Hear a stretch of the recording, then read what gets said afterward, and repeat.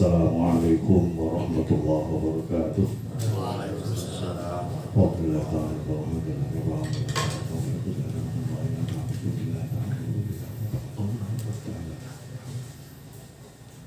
ورزاقنا تعبير الله إلا تعالى وعلى ما نوينا وعلى ما نوفي سلفنا الصالحون وإلى خاطر دين المصطفى محمد رسول الله صلى الله عليه وسلم وولده وذريته وأزواجه وصحبه وبيته الله تعالى أجمعين وإلى روح الأنبياء والمرسلين شهداء الصالحين والعلماء العاملين والقراء والحفاظ والمحدثين والمحدثين وإلى روح الأولياء وقرب العارفين والأشياء القادمة والأشياء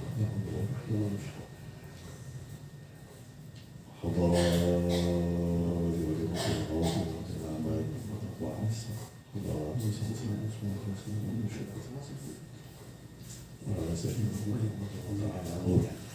وإلى سائر أولياء الرجال وتقدمات الرحمن الرحيم آبائنا وأمهاتنا وجداتنا وجداتنا سيدنا وأمامنا وعماتنا وأخواننا وأخواتنا وإخواننا وأخواتنا والساتذين ومشايخنا وخصوصا الشيخ العظيم والشيخ الشهيد والشيخ العظيم والشيخ السلام حضرات المشايخين والطرق العافية وصحبه الكبار والنطق الشيخ حسين الشيخ حسين الوفاة الشيخ عبد الله مبارك بن محمد صلى الله عليه وسلم وعلى ما نبيل وعلى سلم الصالحين بالحضر المصطفى صلى الله عليه وسلم لقضاء حوائجنا من حوائج الدنيا والآخرة شرنا له الفاتحة أعوذ بالله من الشيطان الرجيم بسم الله الرحمن الرحيم الحمد لله رب العالمين الرحمن الرحيم مالك يوم الدين إياك نعبد وإياك نستعين اهدنا الصراط المستقيم صراط الذين أنعمت عليهم غير المغضوب عليهم ولا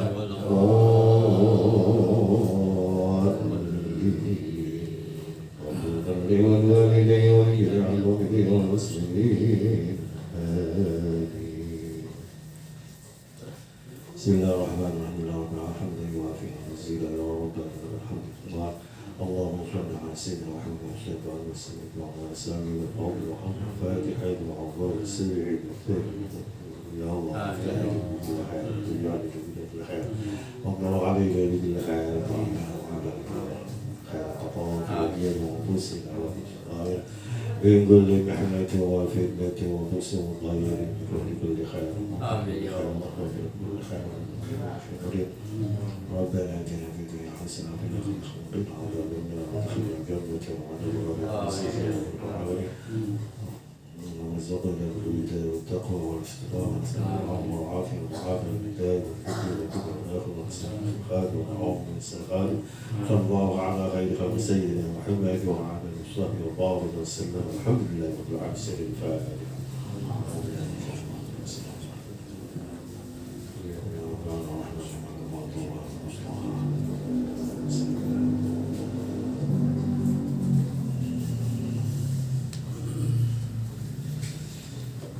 Alhamdulillah, pada kesempatan ini kita akan coba untuk mengkaji bersama, yaitu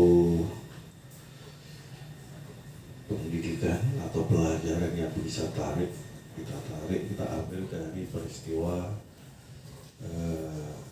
Isra dan Mi'rajnya baginda Nabi Muhammad sallallahu alaihi wasallam. Min ta'limil Isra, di antara pendidikan yang bisa kita ambil, kita petik dari peristiwa Isra dan Mi'rajnya baginda Nabi Muhammad sallallahu alaihi wasallam. Wa'lamu anna fi Isra'in Nabi sallallahu alaihi wasallam wa mi'rajihi ta'alimu kathiratun wa irsyadatun nafi'ah yajibu ala kulli muslimin al-amal biha. Wa'lamu lan weruh sira kabeh, wa'lamu lan weruh sira kabeh utawa ngerti sira kabeh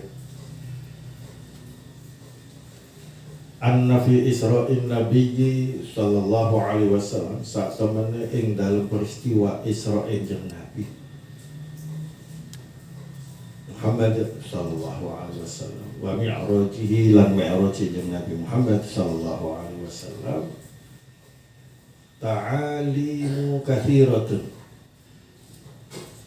utawi piro-piro pendidikan kathiratun kang akeh wa irsyadatun lan pirang-pirang pitutuh petunjuk instruksi nafi'atun kang manfaat yajibu wajib ala kulli muslimin ing atas saben wong Islam al amala ing nindakake bila kelawan ajaran iman pendidikan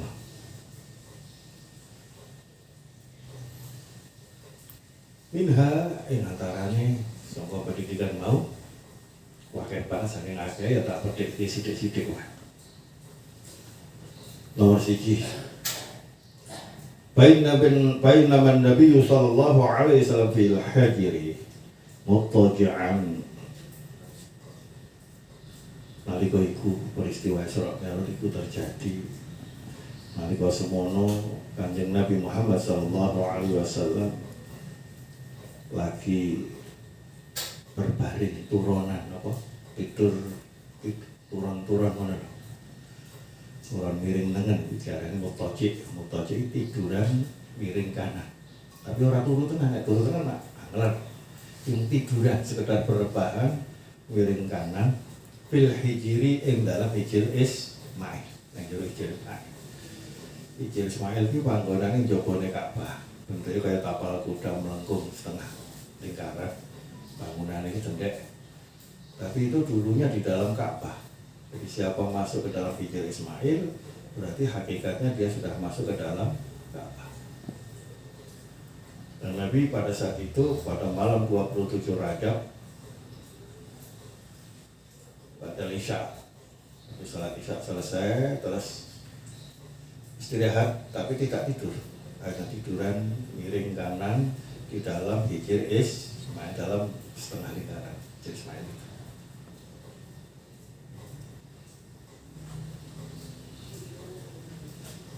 Atahu Jibril tiba-tiba dumadaan malaikat Jibril ngerawi Kanjeng Nabi. Malaikat Jibril rawuh bi amrillahi lahu kanthi gawa dawuh Gusti Allah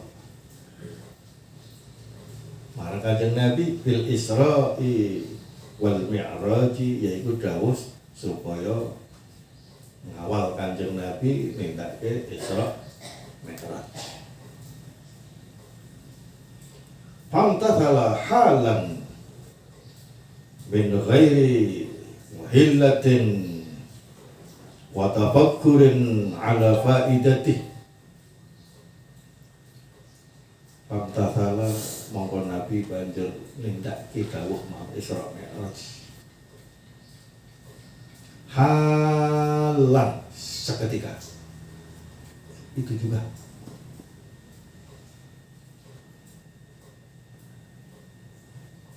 min ghairi muhillatin kanthi tanpa penundaan. Mulane cara tindak iki terus mengkirin kalau tak foto-foto ya. Dari ngatus, dari raup, dari dadan, dari pupuran, ora ono alasan ngono lah. Begitu malaikat Jibril rawuh Isra Mi'raj mana guys? Pamtazal halan lalu Nabi langsung nggih sedika dawuh kemandah min ghairi muhillatin kanthi tanpa persiapan, tanpa penundaan. Mengke ora. Bung mengke ora. Dawuh ya niki siap.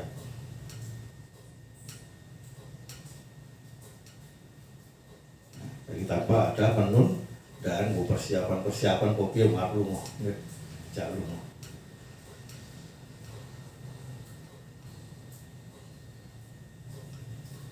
Wa tafakkurin lan ora ana sempat mikir-mikir sik.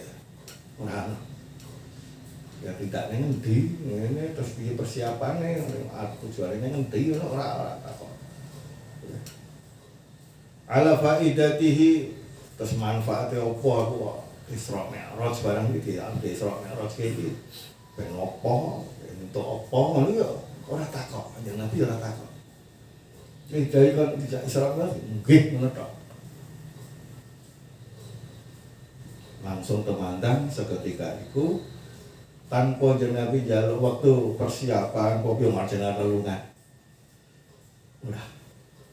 Kanjeng Nabi ora nyuwun keterangan sik iki lunga nyandi, tujuannya apa, faedahe apa, manfaatnya apa, hikmahnya apa. Perjalanan Isra Mi'raj ini. Nabi enggak takut.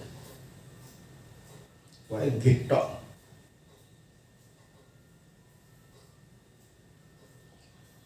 Bal sam'an wa ta'atan balik jeung Nabi midhanget dawuh sangka malaikat Jibril sing asale sangka Allah dawuh Isra Mi'raj mau sam'an mireng to wa ta'atan langsung tandang tanpa mikir manfaatnya apa, faedahe apa, Isra ya apa, Mi'raj ya apa tanpa mikir. Kok didhawuhi nggih. Wa ikhlasan tulus ikhlas sepenuh hati lillahi ta'ala mung krana Allah. Lakang muhadur Kanjeng Nabi nandangi apa sing didhawuhi dening Gusti Allah lumantar malaikat Jibril. Jago Isra lan Mi'raj.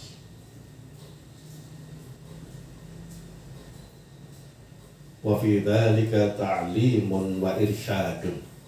Wa fi dzalika lan ing dalem kedadian sing kaya ngene iki. Kanjeng Nabi lagi enak-enake istirahat, turun-turun miring ning gone Hijr Ismail kok ujug-ujug tiba-tiba malaikat Jibril rawuh terus ngaturi dawuh sama Allah. Niki kok didhawuhi sepatus ngisrok ngrajaken jenengan. Awal jenengan, pingin jenengan Isra Mi'raj sakniki. Ketika Kanjeng Nabi menyap langsung temandang. Ora kok njaluk wah Pak persiapan sing boten, penundaan tidak ada. Bahkan Kanjeng Nabi ora takon, ora matur manfaate napa Isra Mi'raj niku, ben napa dadi Isra Mi'raj iki barang ora takon. Paedahe napa ora takon. Enenge Kanjeng Nabi mireng dawuh sangka Allah lumantar malaikat Jibril mau, enenge bar mireng langsung nggih. Sing dikodawo. Langsung mantap. Lah sing ngono kuwi ngandung pelajaran pendidikan lan uga pitutuh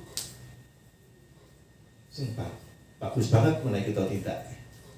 Yaiku siji wujubul inqiyadi li awamirillahi wa nawahihi.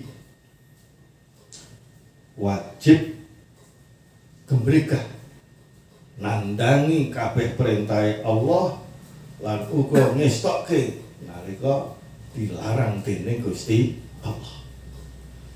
Wajib gembrikah langsung temandang apa perintah Allah tandangi, apa larangan Allah distokke.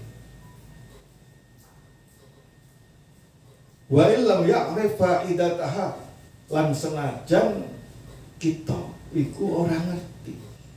Wong iki ora ngerti faedahe apa kok Allah perintahke salat, faedahe Allah apa kok perintahke kon poso, faedahe apa manfaate apa kok kon zakat, kon haji, kon bekti nyang wong tuwa, kon sing apik-apik men. Faedahe apa manfaate apa? Wa illam ya'rif senajan ora ngerti manfaate, faedahe nek nglakoni perintah. Untuk apa ora ngerti. Wa hikmataha lan ukuran mangerti hikmah apa di balik perintah dan larangan itu. Li'anna fi kulli amrin karena sak temene ing dalam saben-saben perkara utawa perintah min awamirillahi saking pira-pira perintah Allah uga wa nawahihi lan ing dalam sekabehane larangane Allah, di balik itu semua mesti faidatun wa hikmatun, mesti ono paedah lan ono hikmah. Manfaatnya mesti ada. Ini Allah perintah, nek ditandangi mesti ono paedahe, mesti ono manfaate lan uga ono hikmah nek gelem nandangi perintah. Ini Allah ngelarang, nek kita anut larangan mau banjur kita ora nandangi to, wong jenenge larangan. Menghindari dari suatu larangan itu, apapun yang dilarang itu, mesti nek iso menghindari banyak manfaat dan hikmah. Lah nek nganti nerjang larangan mesti banyak madharat, bahaya, resiko. Begitu juga perintah. Ketika kita menjalankan perintah Allah, mesti kalau kita menjalankan banyak manfaat dan hikmah yang bisa kita peroleh kalau kita menjalankan perintah Allah itu.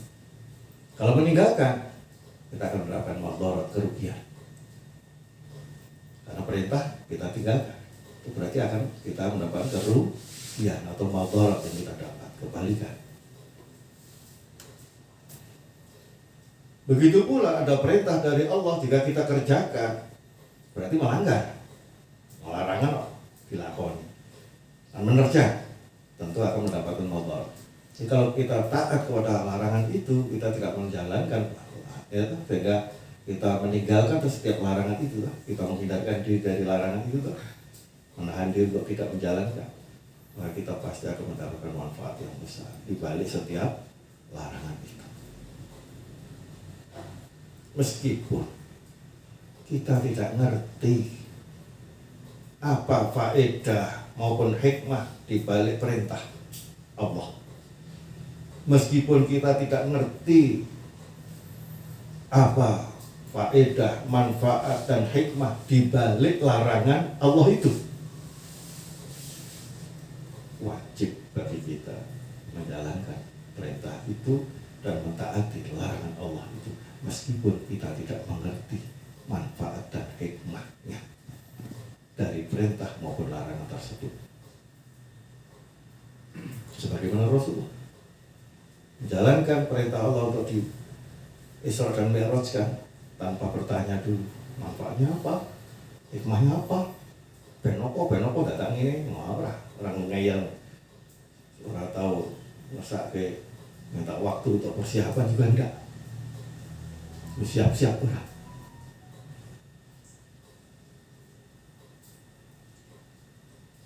Wa katsiran ma la nablughu uqulun nasi ila ma'rifati faidatiha aw hikmatiha. Akeh-akeh wong lumrahe wong iku ora hidup, akale menungso ora hidup. Ila ma'rifati faidatiha wa hikmatiha, menggali faedah, manfaat dan hikmah di balik perintah Allah maupun larangan Allah itu.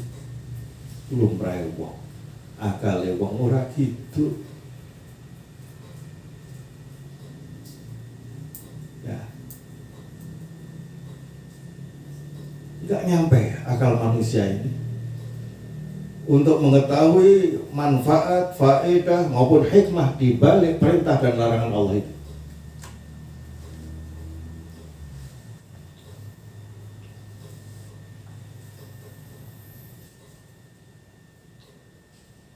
Liqusuri uqulihim wa ulumihim, lantaran utama krana cupete akale menungso, uga cupete sithike pemikirane menungso. Lah gitu.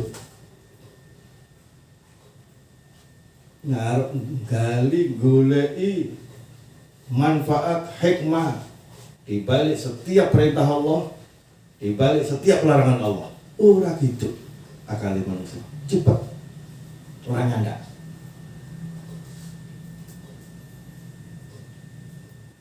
Isone ngerti piye? Nek wis nglakoni. Wis nglakoni lagi ngerti, oh iki manfaat. Oh iki faedah. Oh iki hikmah ngono kuwi. Nek durung nglakoni ya ora ngerti. Jadi setelah menjalankan perintah Allah baru orang tahu manfaatnya, hikmahnya. Kok ngerasake nglakoni. Nek orang nglakoni orang ngerti manfaatnya apa. Begitu juga uang orang ngerti manfaat, faedah dan hikmah dari larangan Allah. Ngerti nih? Nek ana wong nerjang larangan Allah. Lah, madharate ketok. Oh, ngono ta iki.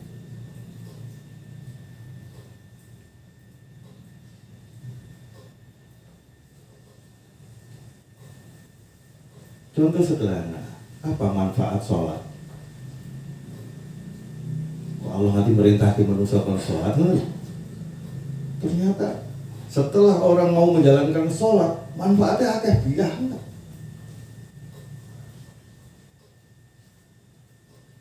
Dengan gerakan-gerakan sholat yang benar, tubuh manusia jadi sehat. Sehat, gerakan sholat itu gerakan yang paling menyehatkan. Dimulai dari takbiratul ihram hingga salam, semua itu gerakan-gerakan sholat itu adalah gerakan olahraga atau senam yang paling menyehatkan. Setelah orang menjalankan sholat, kemudian diteliti gerakan-gerakan itu oleh para ahli kesehatan. Ternyata gerakan yang paling menyehatkan bagi tubuh adalah gerakan wudhu, gerakan sholat. Maka banyak senam-senam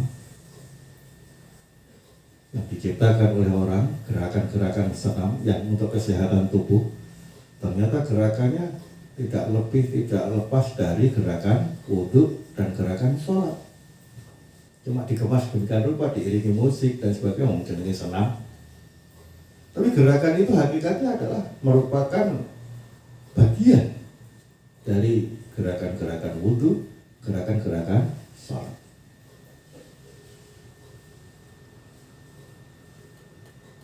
Bahkan ada seorang profesor Dr. Muhammad Sholeh dari Kediri, dia meraih doktor itu karena dia melakukan penelitian tentang sholat, bahwa sholat itu menyehatkan. Dengan melakukan sholat, orang jadi sehat dan lolos uji itu, sehingga dia menjadi dokter. Terus ujiannya orang baik-baik nang Amerika, saya uji wong kafir, ya. Diteliti gerakan sholat itu ternyata benar menyehatkan.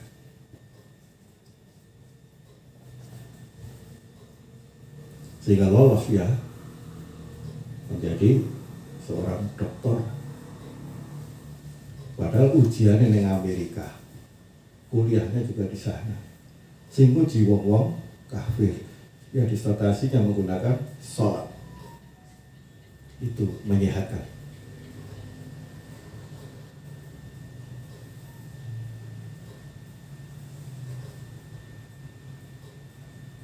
Nah, itu kan.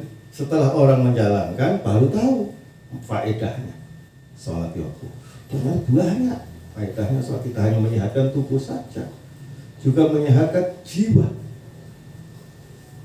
Emosinya menjadi terkendali, ya. Kemudian juga stabil emosinya, menjadi penyabar, penyantun, ya, banyak sifat-sifat baik akan dimiliki oleh orang yang sholat. Dengan melakukan sholat, orang hidupnya akan lebih tertata, disiplin, rapi, dan terprogram. Karena sholat itu jelas waktunya tertentu, ya tuh, terprogram, terencana, disiplin. Dengan sholat berarti orang terdidik untuk disiplin menepati waktu yang telah ditentukan. Aturannya seperti ini, ditepati, sehingga orang itu akan menjadi orang yang disiplin dan taat. Nah, ketika diterapkan dalam kehidupan bermasyarakat akan bagus, orang itu akan disiplin, taat terhadap aturan. Jadi banyak pokoknya manfaat dari sholat. Bahkan sholat itu ngerem, merupakan rem dari setiap perbuatan jahat. Orang yang ahli sholat dan sholatnya betul-betul, orang itu pasti akan ada remnya. Kalau ada bujukan, ajakan untuk berbuat jahat atau berbuat yang tidak baik, mesti ada remnya. Maka inna sholat tanha 'anil fahsya'i wal munkar. Sesungguhnya sholat itu bisa mencegah si pelaku sholat dari perbuatan keji dan perbuatan yang bermaksiat atau mungkar. Orang bisa ada remnya sehingga tidak gampang melakukan maksiat, tidak gampang melakukan perbuatan keji, perbuatan jahat. Lah remnya apa? Sholat. Ya, uang 11 ratau sholat, belum rain rimeng.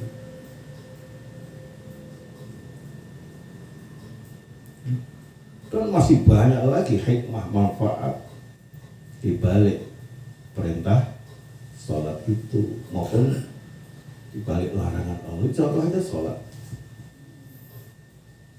Dengan sholat berarti orang akan menjadi punya solidaritas tinggi, solidaritas sosial yang tinggi, disiplin, menepati waktu kan sholat. Ngurung wayai sholat itu rapakah, pokoknya sholat di sini ngenteni Allah, tepat pada waktu. Berjamaah juga tertata rapi, siapa pemimpinnya, siapa makmumnya, siapa imamnya, gerakannya serempak. Aturan mainnya jelas. Kalau diterapkan dalam kehidupan, bagus.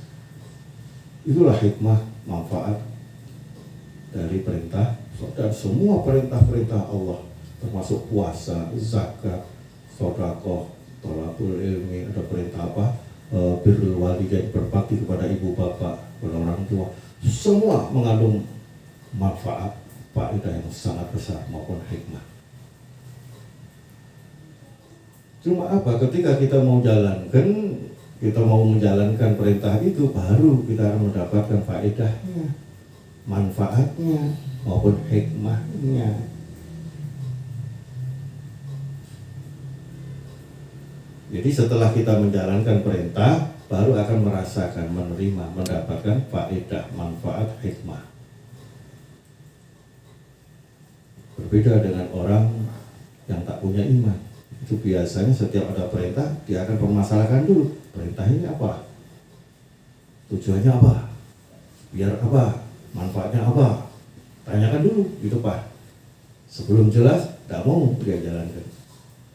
Tapi bagi seorang muslim, bagi seorang yang beriman kepada Allah, apapun perintah Allah, wajib kita menjalankan tanpa harus bertanya. Apa hikmahnya? Apa manfaatnya? Benopo, rasa nggak kasih. Langsung lakukan. Mesti untuk diri. Manfaatnya apa? Faedahnya apa? Hikmahnya apa? Kamu akan peroleh sendiri. Begitu pula ketika Allah melarang sesuatu, di balik larangan Allah itu pasti manfaat besar. Jika kita benar-benar taat, tidak menjalankan larangan itu, ya, itu pasti kita mendapatkan manfaat yang besar, faedah yang besar, hikmah yang besar. Sebaliknya, jika kita menerjang, pasti akan mendapatkan madhar, bahaya akan kita terima. Contoh sederhana, Allah melarang judi. Ya, balik perjudian, larangan perjudian, pasti ada faedah, manfaat, dan hikmah. Kalau kamu menerjang itu orang yang berjudi itu tidak ada istilah orang kaya karena judi. Kaya itu di hati, bukan di dalam materi, bukan. Di hati itu maksud saya. Kaya itu rasa kaya itu di hati, bukan materi yang banyak. Banyak orang kaya dalam arti secara materi, tapi hatinya miskin. Nah, kurang terus si tomak dan rakus berarti fakir itu. Dan bakhilnya bukan main, itu fakir. Orang bakhil itu fakir. Dia sangat butuh terhadap harta itu kan berarti fakir. Kalau orang kaya kan nggak begitu butuh, bukan kasihkan untuk infak, untuk sedekah, untuk zakat. Itu berarti orang kaya itu hatinya.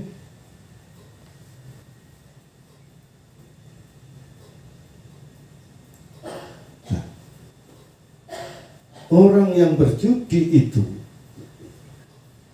ketika dia kalah pasti penasaran, ingin menang. Dia akan pertaruhkan segalanya untuk mendapatkan kemenangan. Sehingga harta, kekayaan yang dia kumpulkan dengan susah payah, banting tulang, peras keringat, ya, mengencangkan ikat pinggang, ngabungi potangi, ngelupuknya bondo mau. Jadi enteng, tidak berharga. Dia untuk pertaruhkan dalam judi itu. Bisa lupa daratan, bisa kehormatannya dia buang untuk pertaruhan, perjudian. Habis-habisan juga. Harga diri bisa hilang. Semuanya. Sehingga tidak berharga lagi. Udah ya? Karena apa? Dia penasaran, ingin menang tadi. Jadi judi itu ketika kalah, dia penasaran, ingin menang, sehingga semuanya dia akan pertaruhkan untuk meraih kemenangan.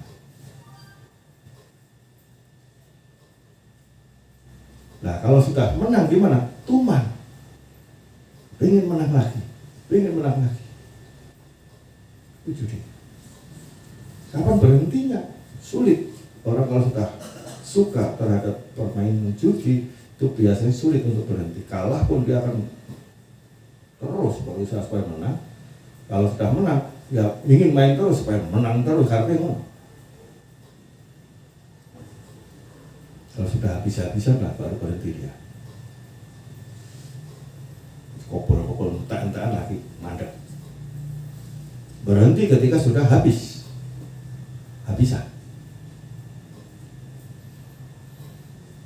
Orang berjudi, meskipun dia berhadapan-hadapan, itu yang akhirnya musuhan. Ya, di luar judi teman, tapi ketika judi jadi musuh. Ya, A, B bersahabat. Ketika bermain judi, A sama B jadi musuh. Si A akan mengalahkan si B, berusaha maksimal untuk mengalahkan si B, menguras habis kekayaan si B, kan gitu. Si B juga begitu. Dia akan berusaha untuk menguras habis kekayaan si A. Begitu semuanya, berapa orang. Sehingga judi itu, mental judi itu apa? Ingin menghabisi lawannya. Surang ngomong sakti rai. Nah, kulo sentek badannya, klambi ditoke, klambimu dapat klambi. Klambinya bisa copot, kalah. Kaos copot. Nah, kulo katok panjangnya dilepas. Pertama juga ditarik katok kolor tak mulai. Tegel, mana kita tegel, menghabisi seluruhnya.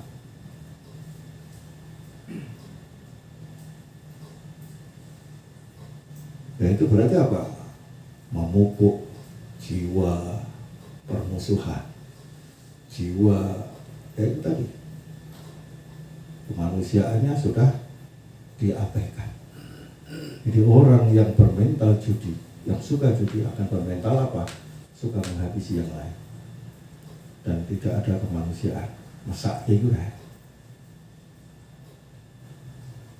Yang menang akan menepuk dada, merasa bangga, hebat dirinya, akan dia raja di raja, dia menang loh. Sing kalah penasaran pengen menang, siap pertaruhkan seluruh kekayaannya untuk meraih kemenangan.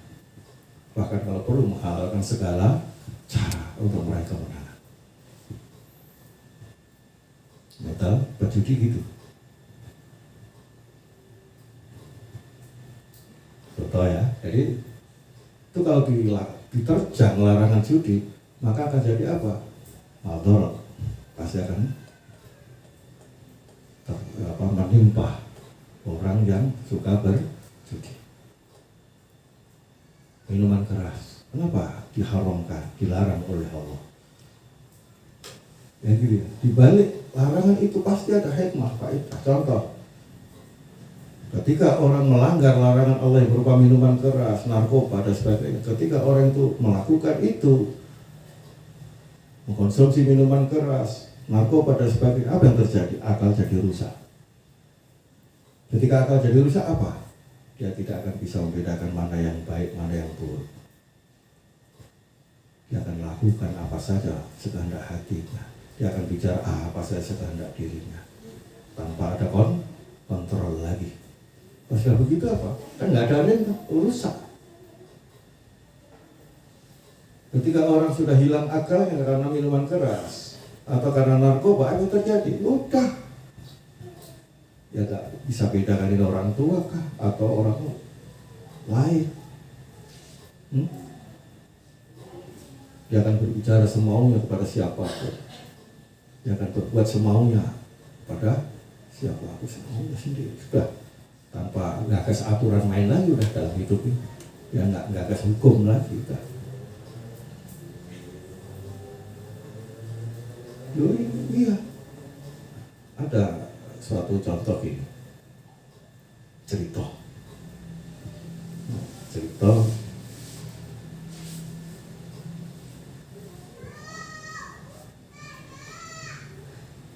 Ini menjadi satu penelitian, survei membuktikan, ya. Ketika seseorang yang beriman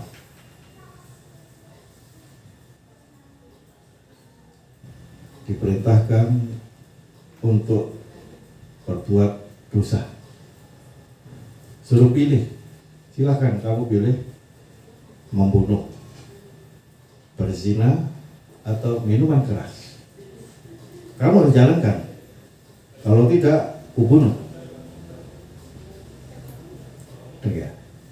Katakanlah suatu peristiwa seperti itu terjadi. Jadi seseorang dipaksa untuk melakukan perbuatan dosa. Kalau tidak, dibunuh. Silakan pilih. Ini seorang yang beriman tadi. Suruh pilih, kamu membunuh atau berzina atau minuman keras. Kamu pilih yang mana? Kalau kamu tidak mau menjalankan salah satu di antara tiga ini, kamu dihabisi, dibunuh. Harus menjalankan tiga di antara perintah maksiat ini. Orang yang beriman tadi pikir, aduh, aku membunuh, dosa besar. Ya, meskipun aku nanti tidak dibunuh oleh orang yang memaksaku ini. Udah ya, katakanlah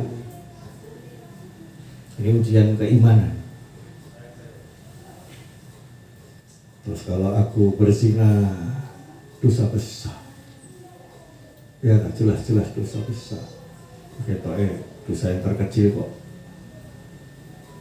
Minum-minuman keras saja. Ya, di antara sekian dosa itu, membunuh jelas ketok dosa besar, berzina ketok dosa besar. Ya, kita isi rada enteng kok minum. Akhirnya orang yang beriman tadi memutuskan memilih apa? Minum.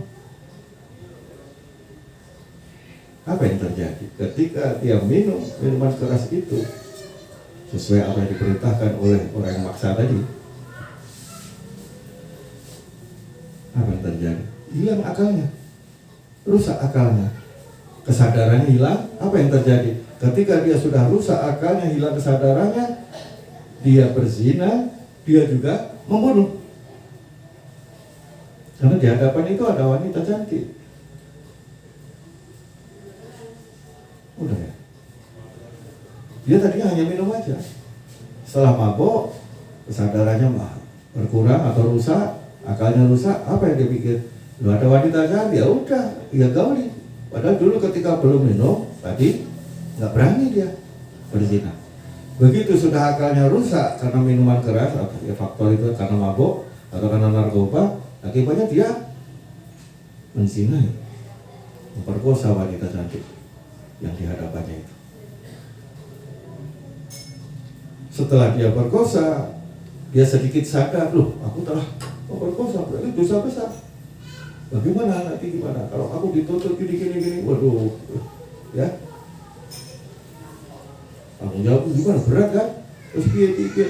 Akhirnya supaya dia tidak bicara kalau diperkosa, bunuh sekalian aja. Biar dia tidak ngomong kalau diperkosa. Akhirnya dia minum, dia berzina, dia membunuh.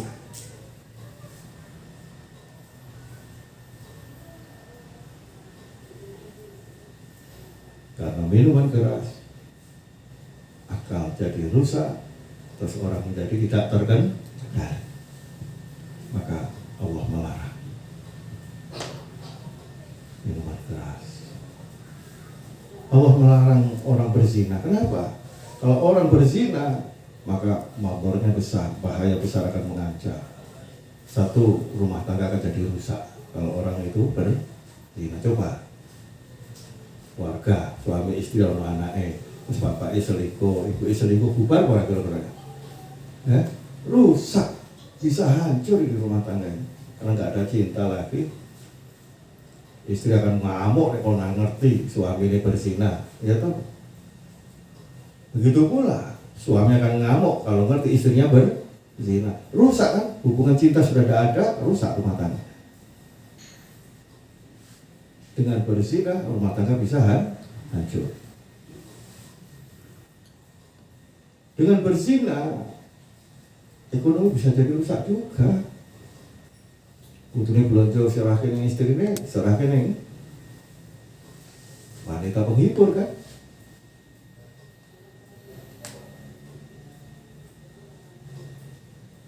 Rusak kan, ekonomi keluarga jadi rusak.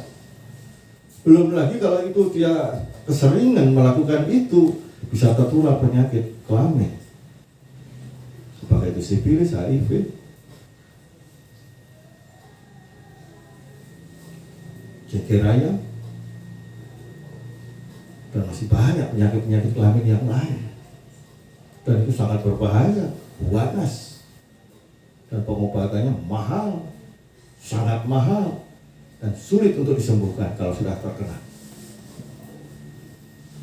Dan rata-rata riti, marine mati, penyakit itu jarang nggak bisa sembuh total. Begitu sudah terkena penyakit kelamin karena perbuatan zina, itu riti, marine mati. Ya kurang-kurang orang mari-mari. Hanya berkurang berapa sama itu baliknya kemarin apa? Nah, kalau masih zina terus loh, merasa mandek zinanya.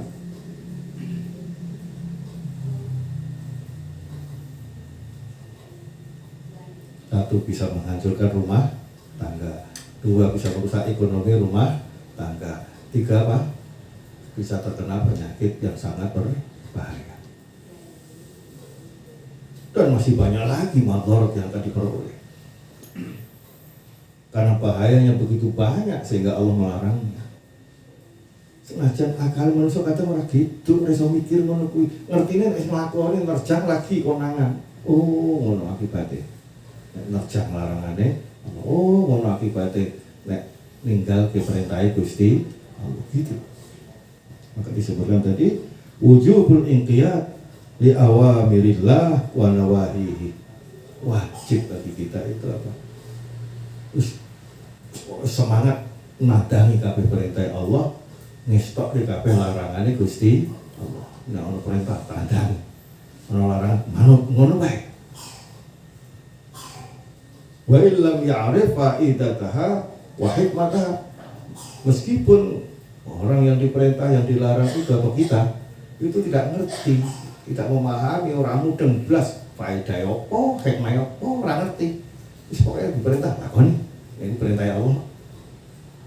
Dilarang ya manut ngono wae. Wong larangane Gusti Allah. Meskipun kita enggak ngerti faedah dan hikmah di balik perintah maupun larangan tersebut.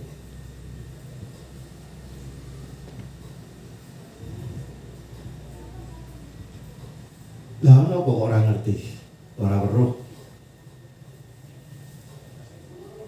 manfaat dan hikmah di balik perintah Allah maupun larangan Allah tersebut. Karena terbatasnya akal manusia. Akal manusia bersiti, akal itu terbatas. Dibandingkan akal bisa padoa.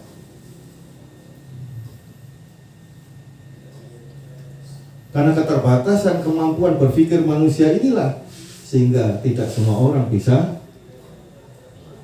mengetahui manfaat, faedah dan hikmah di balik perintah Allah maupun di balik larangan Allah itu.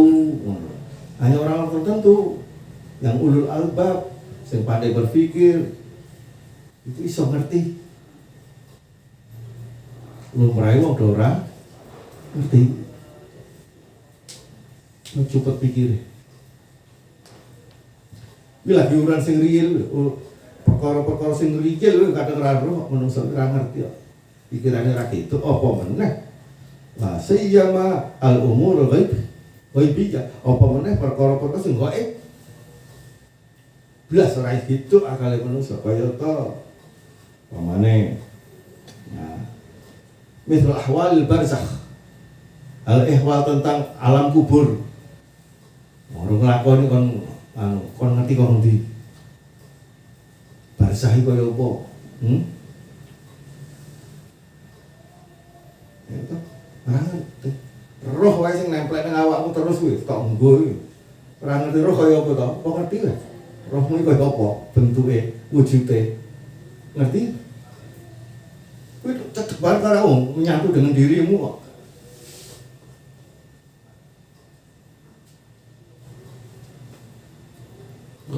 Perkara sing kok ini rasa ngerti, rasa roh cepet akal kemampuanmu sangat terbatas kemampuan manusia. Mana bab akhirat belah rasa ngerti manusia akalnya terbatas ora iso menembus ke sana. Ngerti nek kon wis nglakoni kubur kaya apa nek mlebu kubur kowe ngerti. Nah saiki gaib. Barzakh kaya apa, swarga kaya apa, neraka kaya apa, tak napa wis mlebu rono swarga lagi ngerti, oh swarga. Jago neraka lagi ngerti, oh neraka. Ya. Pengetahuan kita sangat terbatas, akal manusia sangat terbatas.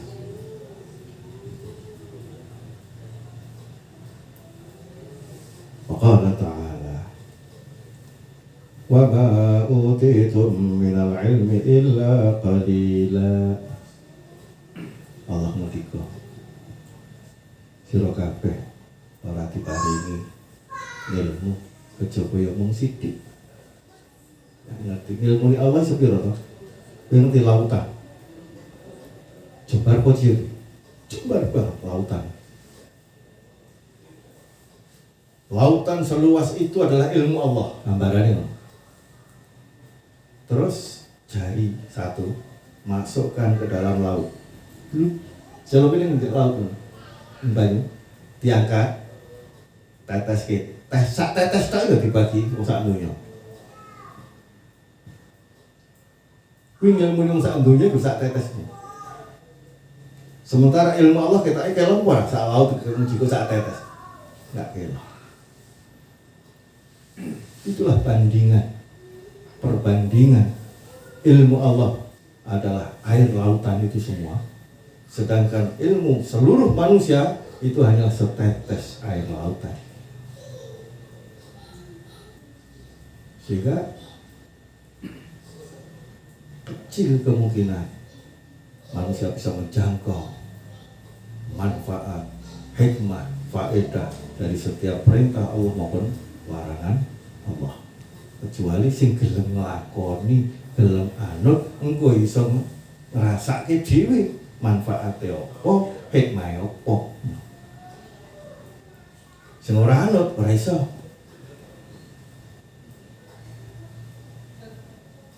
Paham ya? Kamu ingin tahu manfaatnya sholat apa? Ya melu nglakoni sholat, enggak ngerti manfaatnya, hikmahe, gunane sholat. Orang tahu sholat, ya orang ngerti gunanya apa sholat. perintah poso, ya poso, kok gak ngerti manfaatnya. Nanti poso ngerti manfaatnya apa, hikmahnya apa. Nah, rata melu poso, ora ngerti faedahé poso, manfaate poso, hikmahe poso ora ngerti. Sing iso ngerti sing gelem lah, kok iso ngrasake dhewe hikmahnya itu, manfaate apa.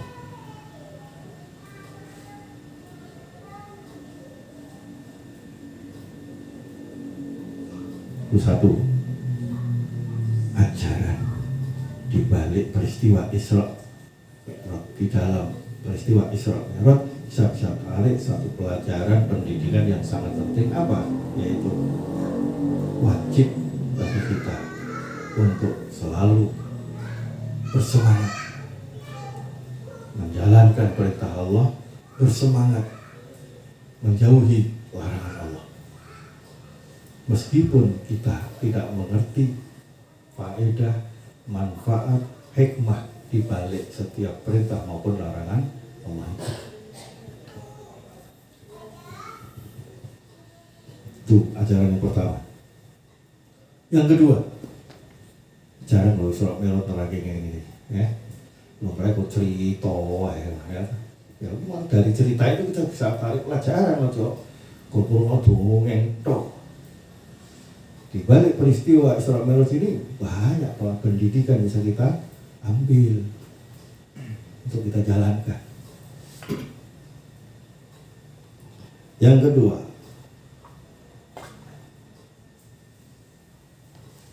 al-mubadiratu bil ibadati wal a'malil hasanah ala tamakkuni qabla an ya'tiyahu a'iqun minal awa'iq.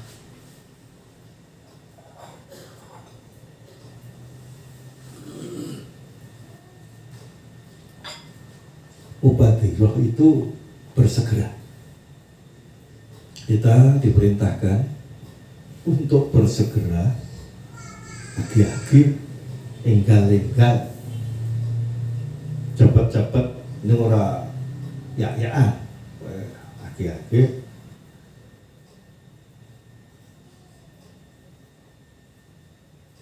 minta ibadah.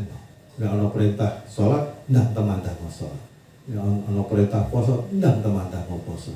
Kowe ana perintah poso kok Allah, ndang teman-teman. Agi-agi. Ojo gosek-gosek ojo. Nah, agi-agi minta ibadah lan ngamal-ngamalkan becik sing hasanah. Ndang nandangono mumpung kowe bisa mampu kuwasa. Bisa nandang. Mumpung bisa, mumpung sempat, mumpung mampu, ndak lakono. Mumpung durung teko hambatan-hambatan sing dadekku dadi ra iso nglakoni. Ya. Mumpung kowe iso ngadeg salat lakono kanthi ngadeg. Suatu saat kowe ra iso ngadeg. Lho. Wong kan di sini wong ra mesti kadang iso ngadeg kadang ora. Perintah aku, kalau perintah sholat mumpung kowe iso lan sempat ana wektune iso nindakake iso ndak tandang. Mumpung durung ana hambatan tertentu sing dadekake ora iso sholat. Sing kaya lumrahe wong sholat. Ana perintah sedekah, zakat, infak, lan sak piturute. Mumpung kowe ana kesempatan, ada kesempatan dan ada kemampuan untuk melakukan itu, ndak lakono. Ojo ngenteni suatu saat mungkin lu dadi ora mampu, ora iso sedekah, ora iso infak. Mumpung iso ana kesempatan, kenapa kau tunda? Kadang kesempatan itu tidak datang dua kali. Ya. Umpama pada suatu saat kamu punya makanan cukup di rumah, ada minuman, ada makanan, kok ada orang datang ngomong kalau dia kelaparan. Kesempatan kamu untuk memberi dia makanan. Ya. Kesempatan ada, kamu punya makanan, Ada. Jangan kau tunda besok. Ya. Karena belum tentu orang yang kelaparan itu datang lagi ke sini. Mumpung ada kesempatan, kamu ada, kenapa kau tunda? Nunggu seminggu lagi beriki, selama mati nggak usah keluarin mah.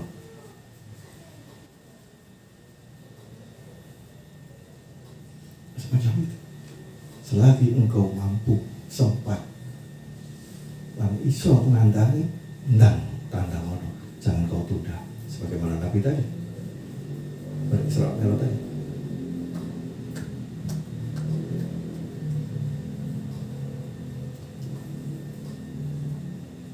Bersegeralah menjalankan ibadah dan juga amal-amal yang baik ketika kamu mampu dan punya kesempatan untuk melakukan itu semua. Sebelum datang hambatan-hambatan,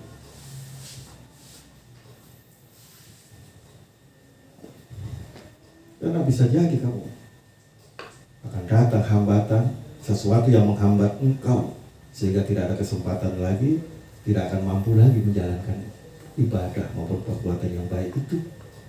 Maka ketika ada kesempatan, ada kemampuan, segera kau lakukan. Contoh umroh, ketika kamu mampu, sempat, kenapa tidak segera kau lakukan? Mumpung belum ada hambatan. Sepatu tua, bisa melakukan kangelan, loro-loronan, bisa umroh. Untuk malah tabungannya, atau hartanya mungkin malah kopong, atau opo, akhirnya teh. Pada situ, pada saat punya enggak mau, punya biayanya enggak mau. Suatu saat usahanya jatuh, tadinya sempat mampu loh. Sempat mampu, kenapa kok enggak segera berangkat? Begitu jeglek, ya wes. Sabar. Padahal dulunya pernah mampu. Ditunda, datanglah tidak mampu akhirnya. Kan rugi, gelap.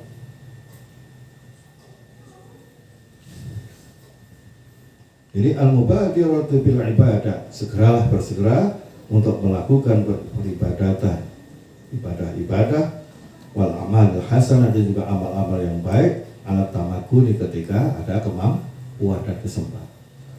Ada kesempatan dan kemampuan, segera lakukan. Qabla ayyatiyahu, sebelum mendatangi seseorang tadi, ifud minal awaif, hambatan dari sekian banyak hambatan yang menghalang-halangi orang itu sehingga tidak bisa lagi dan tidak mampu lagi, nggak sempat lagi untuk menjalankan amal ibadah maupun kebaikan itu.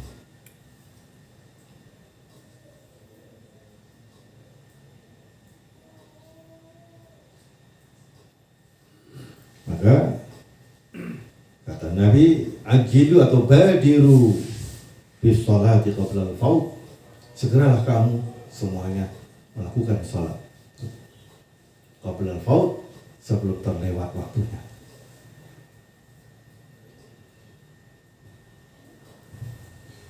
Wabadiru bitaubati qabla al-maut, bersegeralah kalian melakukan tobat sebelum ajal maut tiba. Mumpung kamu masih hidup, segera bertobat. Jangan kau tunda-tunda. Kau tunda, akibatnya apa? Datanglah maut, kamu sudah tidak bisa lagi bertobat. Kamu akan menyesal.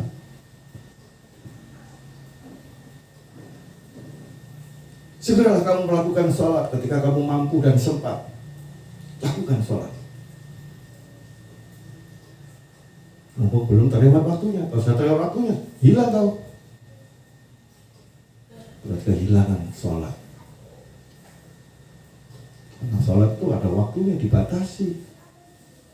Zuhur itu ada batasan waktunya, jam sekian sampai sekian. Jangan kau tunda. Datang asar, ada kewajiban baru lagi, sholat asar. Sehingga kamu termasuk orang yang tidak menjalankan perintah. Karena tadinya kamu mampu dan sempat, kok tidak kau lakukan. Datang asar, terlewat sudah waktu zuhur. Loh gitu. Begitu seterusnya. Semua perintah Allah. Maka kata Nabi, badiru bis sholati qabla al-faut. Segeralah kalian melakukan salat sebelum terlewat waktunya. Sebelum kehabisan waktu salat. Mumpung masih waktunya salat. Badiru bitaubati qabla al-maut. Segeralah kalian bertobat sebelum kedatangan maut. Kalau tunda-tunda, kita nggak ngerti mau sewaktu-waktu bisa tiba.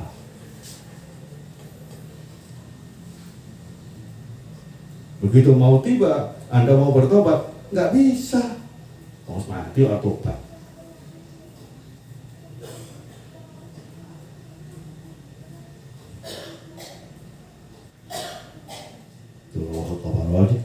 Ada juga hadis Nabi, irtani khamsan qabla khamsin. Ambillah 5 sebelum datangnya 5. Artinya kerjakan 5 hal penting ini, apa amal soleh ya, apapun kebaikan ibadah ya, qabla khamsin, sebelum datangnya 5.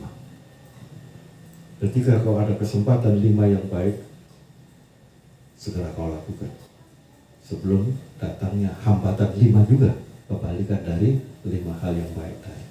Apa kata Nabi? Syababaka qabla haramik. Mumpung kau masih muda, masih kuat, masih tergina, oke kan amal ibadah, beramal yang saleh, yang baik-baik, beraktivitas yang berguna, yang manfaat. Lakukan, mumpung kau masih kuat, masih muda.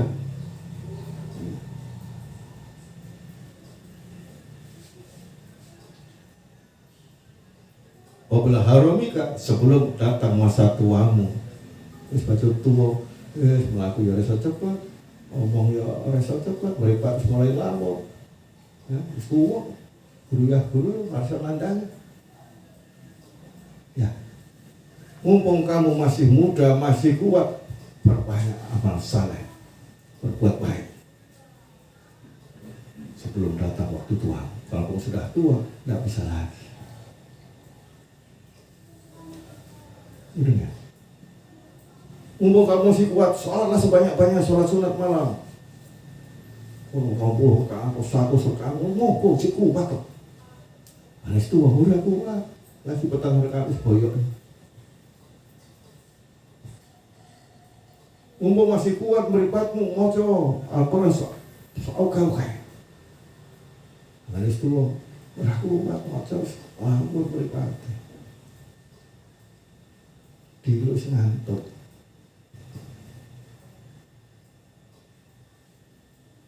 Mumpung masih kuat, datangi majelis-majelis pengajian. Jangan sampai tidak, jangan nanti bolos.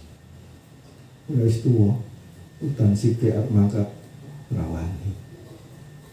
Ya, nang wangi sithik wis rawani.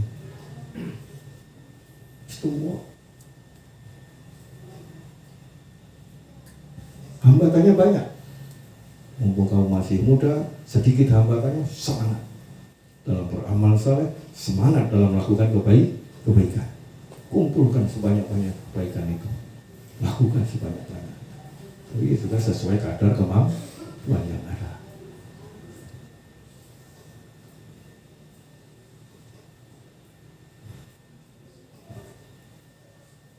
Wasihhataka qabla saqamika. Manfaatkan sungguh-sungguh kesehatanmu. Mumpung kamu sehat, perbanyak amal saleh, lakukan kebaikan-kebaikan yang kamu bisa sebelum datang sakitmu.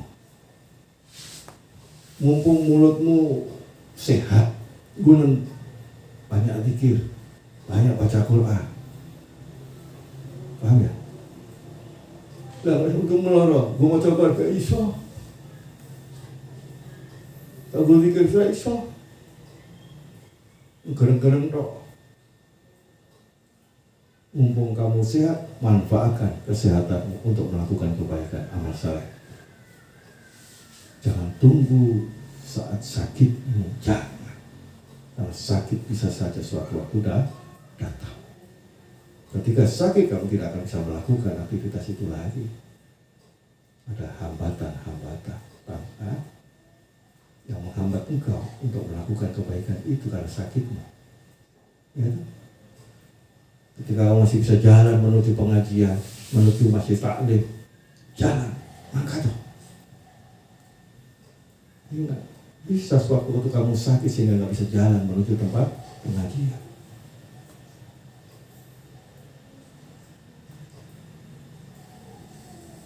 Paham nggak ya? Nah, manfaatkan sehatmu sebelum datang sakitmu. Itu yang cerdas ini. Kemudian apa lagi?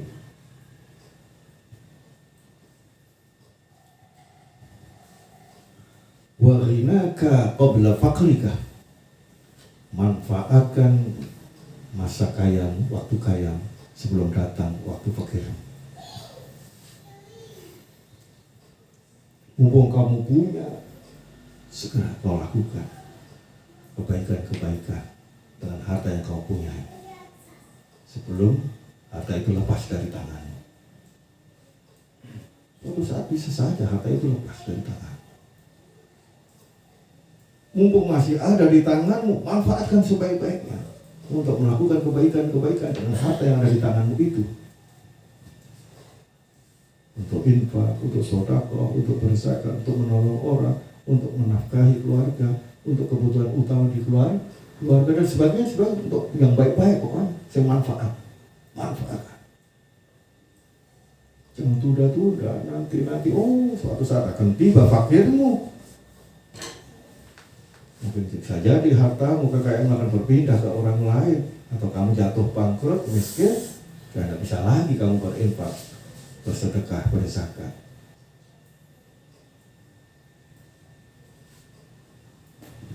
Kamu akan nyesel. Kenapa dulu ketika aku mampu tidak segera melakukannya? Begitu sudah terlewat sekarang jadi nggak mampu. Nah, nyesel. Kesempatan ada, kenapa tidak? Kau ambil, tidak kau pakai.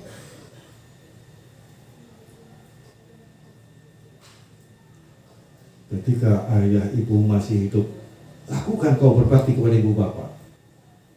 Nah, manfaatnya besar, pahalanya besar. Nah, kesempatan ada kan? Apa sudah bapak ibu udah ada? Kamu berbakti gimana? Repot. Kamu akan menyesal. Aku belum sempat bisa berbakti pada ibu bapak ibu sudah tidak ada. Gimana coba? Nyesel kan? Maka manfaatkan waktu kaya sebelum datang fakir.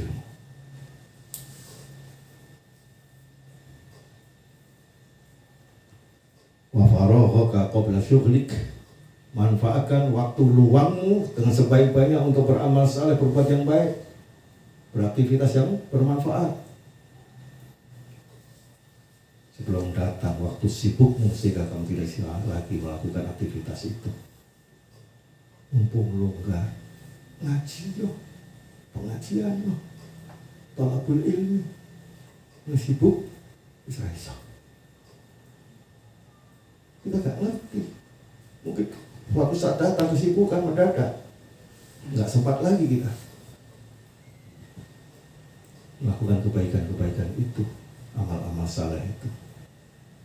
Maka ketika kita longgar waktunya, segera lakukan kebaikan, amal saleh. Di saat kelonggaran itu ada pada kita. Jangan kau tunggu sibukmu, karena suatu saat sibuk akan datang padahal, dan kamu pada saat sibuk itu tidak bisa melakukan amal saleh, amal kebaikan yang seperti itu lagi.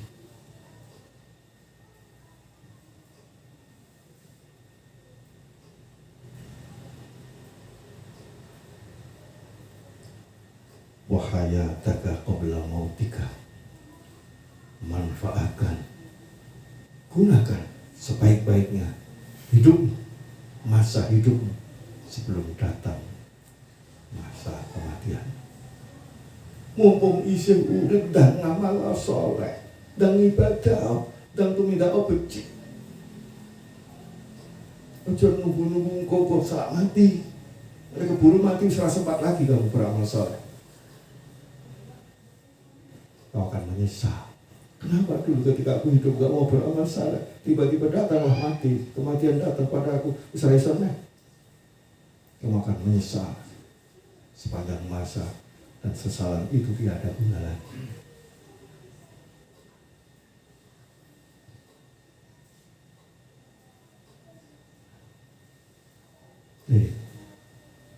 Dari peristiwa Isra Mi'raj itu kita bisa tarik beberapa pendidikan pelajaran yang harus kita jalankan dengan sebaik-baiknya dalam kehidupan, agar kita bisa mendapatkan keuntungan, kemanfaatan, faedah dan juga hikmah.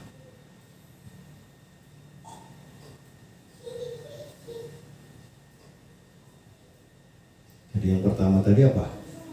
Endango keberkah, dangi ya, dengan penuh semangat apapun perintah Allah, dan kita taati apapun larangan Allah meskipun kita tidak mengerti manfaat, faedah maupun hikmah di balik perintah maupun larangan Allah itu. Yang kedua apa? Kita bersegera melakukan perintah Allah dan segera menjauhi larangan Allah ketika kita mampu, ada kesempatan. Jangan tunda-tunda. Karena kita nggak ngerti suatu saat akan datang hambatan, sesuatu yang menghambat kita sehingga kita tidak mampu lagi menjalankan perintah atau menghindari larangan.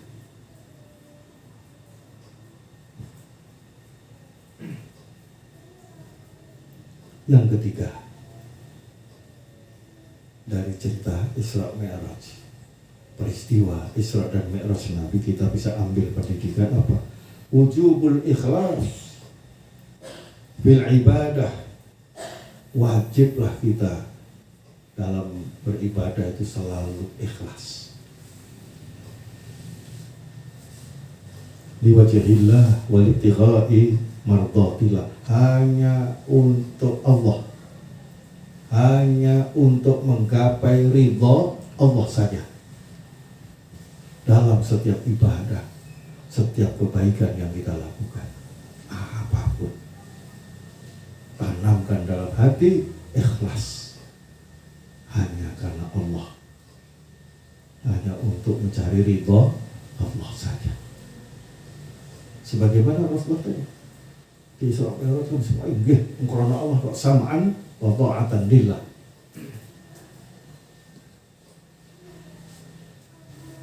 Innamal a'malu binniyat. Sesungguhnya amal itu dinilai bergantung pada niatnya.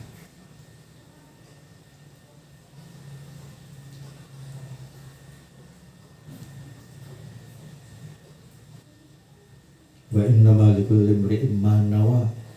Dan amal seseorang itu dinilai, dikasih pahala menurut kadar niatnya, dikasih balasan oleh Allah sesuai dengan niatnya. Niatnya apa? Padahal niat ini, ikhlas ini adalah perintah Allah. Wa ma umiru illa liya'budullaha mukhlishina lahuddin. Wa ma umiru lan ora diperintah sapa manungsa kabeh, jin lan manungsa, illa liya'budullaha kejaba mung supaya manembah ibadah marang Allah, mukhlishina kanthi ikhlas kabeh. Lahuddin ya mung netepi agama karena Allah tok, mubadi ridane Allah tok. Jadi Allah orang merintah jin dan manungsa kejaba mung supaya manembah ibadahnya Allah kanthi ikhlas. Perintahnya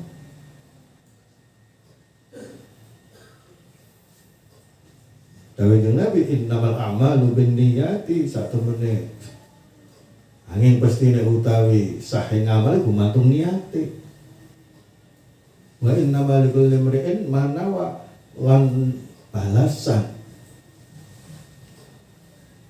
balesane ngamale wong iku ya gumantung karo niate apa.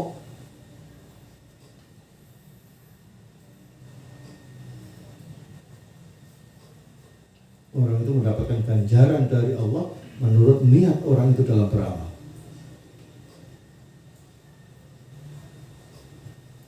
Faman kana hijratuhu ila Allah wa rasulih fa hijratuhu ila Allah wa rasulih. Sapa sing hijrah iku tumuju marang Allah lan Rasul, ya berarti diganjar hijrah, dinilai, berikan pahala, berarti dia hijrahnya menuju Allah dan Rasulnya.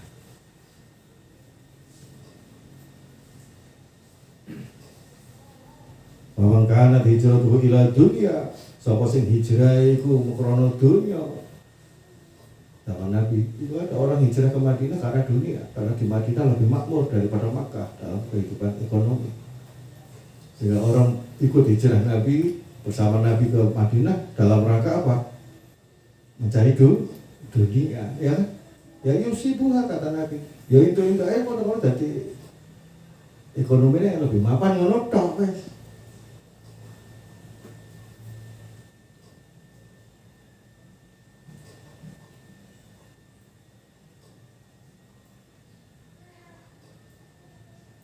Au imra'atin yang kihuha ono wong sing zaman Nabi itu melu hijrah yang Madinah tujuannya apa? Ben sama entuk gadis-gadis Madinah sing cantik-cantik. Terkenal gadis Madinah itu cantik-cantik.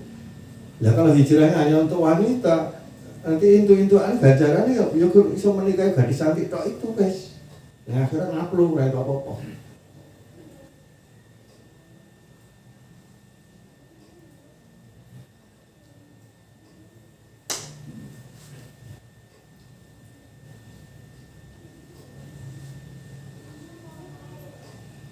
Wa hijratuhu ila ma hajara ilaih. Jadi hijrah wah pindah dari satu tempat ke tempat yang lain, satu peristiwa ke peristiwa yang lain, keadaan ke keadaan yang lain, itu ya menurut apa ya yang dia pindahkan dari mana ke mana. Nilainya yaitu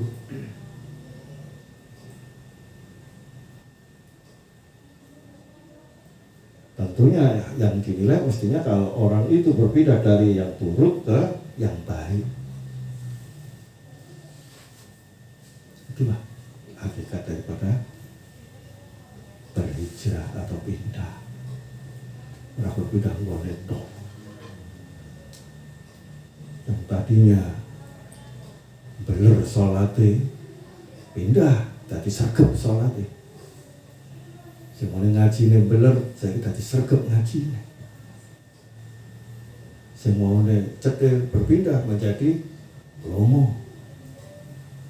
Semuanya sombong berpindah menjadi berganti menjadi tawadu andap. So itulah hakikat hijrah seperti itu. Berpindah dari sesuatu yang buruk menjadi yang lebih baik, atau sesuatu yang baik berpindah akan menuju ke yang lebih baik. Sangko apik pindah yang sing duwe apik, sangko elek pindahnya apik. Ngono kuwi lho jenenge hijrah. Apa bentuknya?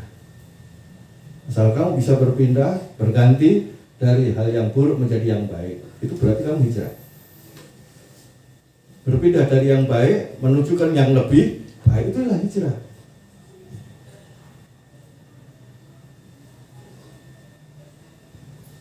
Hakikat hijrah itu seperti itu.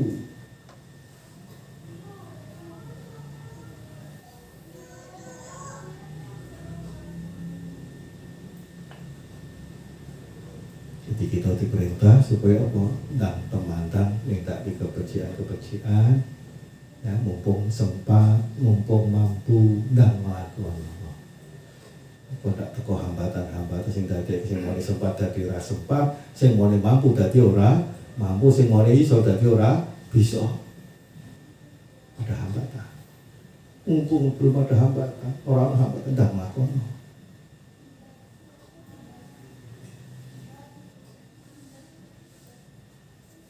Wahdhar minar riya was-sum'ah wal 'ujub. Hindarkan dirimu dari perbuatan apa sifat apa riya, pamer, was-sum'ah, angga diri dengan bercerita-cerita supaya menjadi kebanggaan, ujub, bangga diri, menepuk dada, wa hubbul mahmudah, wa thana'in nas 'alaiha, bangga, senang ketika dipuji-puji, dielu-elukan. Hindari semua itu.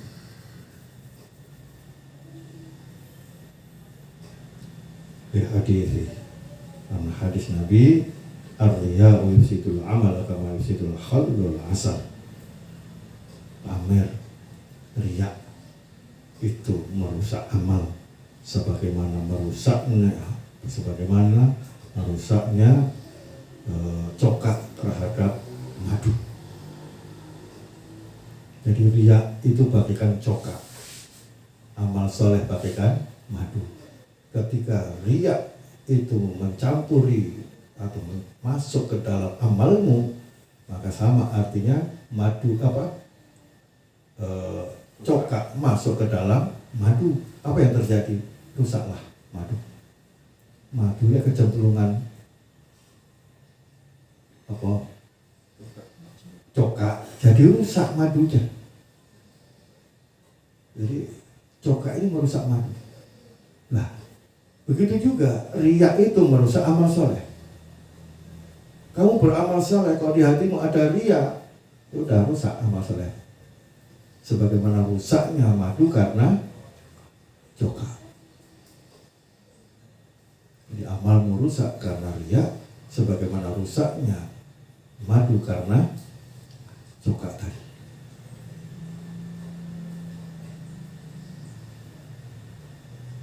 Ini semua saya ambilkan dari hadis riwayat Imam Tirmidzi. Ada lagi, wal ujub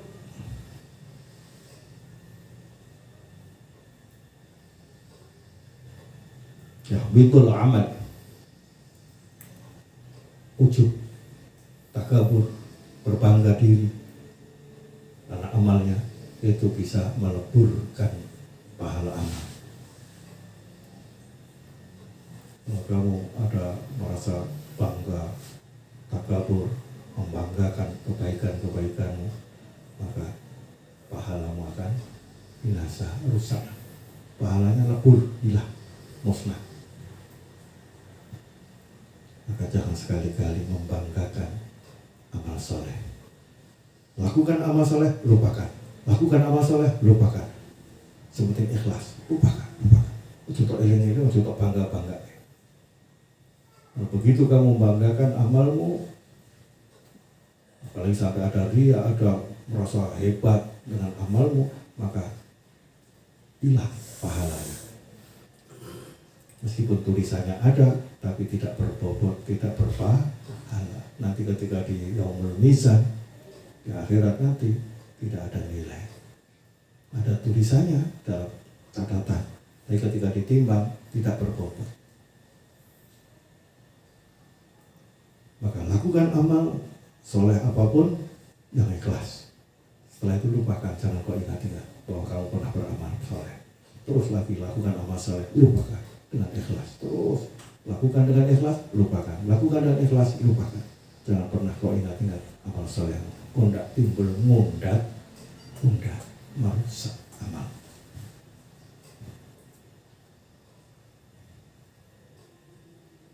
Itu aja dulu.